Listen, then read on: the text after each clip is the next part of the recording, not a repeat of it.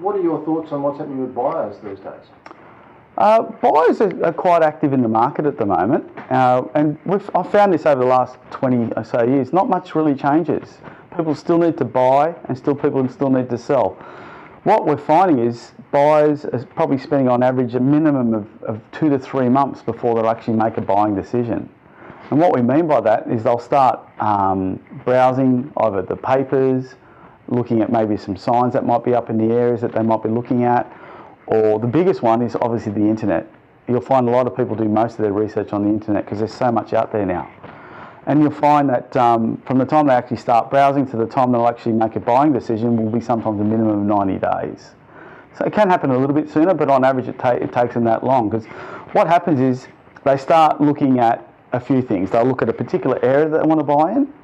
They'll have a wish list of things that they might want on that scenarios, like amount of bedrooms, family rooms, rumpus rooms, whatever it might be, and then they've got a certain price range. And in that sort of 90-day process, what tends to happen is a few things change, because what they realise, the areas that they wanted, for the wish list that they wanted, for the price they wanted, doesn't always stack up.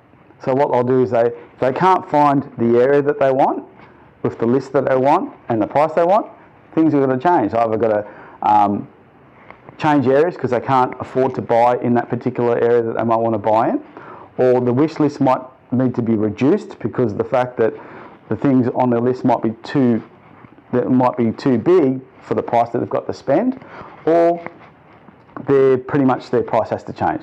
If they can't afford to buy something in their wish list, they might move to the neighbouring suburbs. So that's one of the things that we've realised as well, is some buyers originally come in and say, look, I only want to buy in this location, but they end up buying in a suburb 2 or 3 further down because it's a little bit more affordable because they can get better value for money. But that's what's been happening a lot of time with buyers.